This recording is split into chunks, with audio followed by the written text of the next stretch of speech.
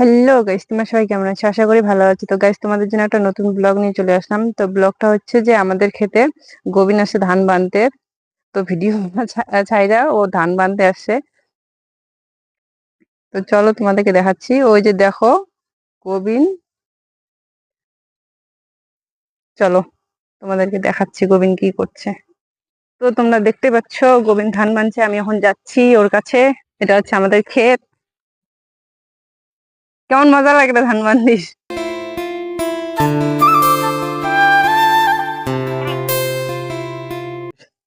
তো গাইস, তো আজকে আমি সাগরিকার এখানে মানে সাগরিকদের জমিতে ধান বানতে আসছি। তো ধান কিভাবে বানতে লাগে, তো গ্রামের ছেলেগুলো তো জানে, কতগুলো শহরের ছেলে যে গ্রামে মানে ধান কিভাবে বানতে লাগে সেটা জানে না। তো আমি তোমাদেরকে দেখাবো যে কিভাবে ধান বানতে লাগে। তো কি করবো, আর ভিডিও টিডিও ভাইরাল হয় না, তার জন্য কি করবো, ধান বানতেই আসি।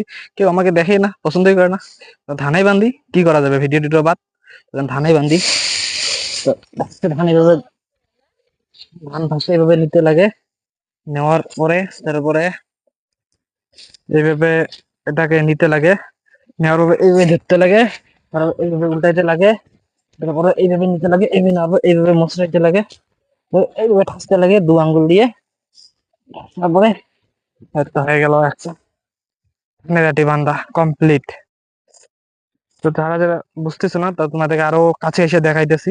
তো আইসে কাছে দেখ, তুমি জাস্ট এটা দেখাও, হ্যাঁ? তো guys, এইভাবে মানে ধানটা জড়ো করতে লাগে।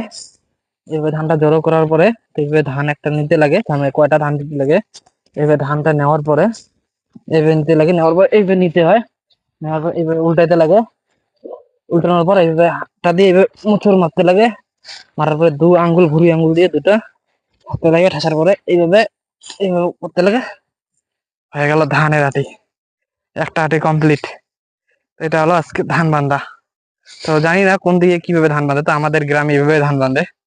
তো জানি না আরো কোন দিকে কিভাবে, কোন দেখি নেই আর অন্য সাইডে কিভাবে ধান বাঁধে। তো অন্য অন্য দিকে আছে যে মানে খালি শুধু ধানের আগাল গুলো মানে কাইটে খালি বান্ধা ধান ভাঙায়।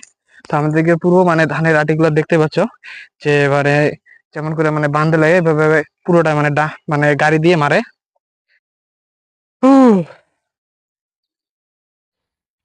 তো গাইস কি করা যাবে আর, মানে ভিডিও তো আর কেউ দেখে না, আমার ভিডিও ভাইরাল হয় না। টাকার প্রয়োজন, জমিতে কাজ করি আর খাই। তো ওই জন্য ধান বান্ধতে আসছি সাগরিকাদের, ধানাই বান্ধি। কমসে কম সাগরিকা তো টাকা দিবে, তার জন্য কি করি ধানাই বান্ধি ওদের। তো আমি একাই আসি নাই, তো আমার দিদনা আছে। তো দেখো যে দিদনা ধান বানতেছে, তো আমি তো একাই আসি নাই। একাই এত বড় ধান কি বান্ধা যায় সম্ভব, কত বড় জমি। তো গবিন এখন ধান বানবে, তো ও বাদুক, আমি এখন বাড়িতে চলে যাব।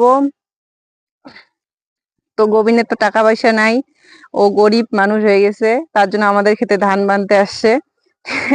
তো তোমরা একটু সাপোর্ট করো ওকে, যদি ও দাঁড়াইতে পারে তাহলে আর ক্ষেতের কাজ করবে না, বেচারা ছেলে কি আর করবে। তো আজকের ভিডিও এতটুকু, যদি ভিডিওটা ভালো লাগে লাইক সাবস্ক্রাইব করে দিবে।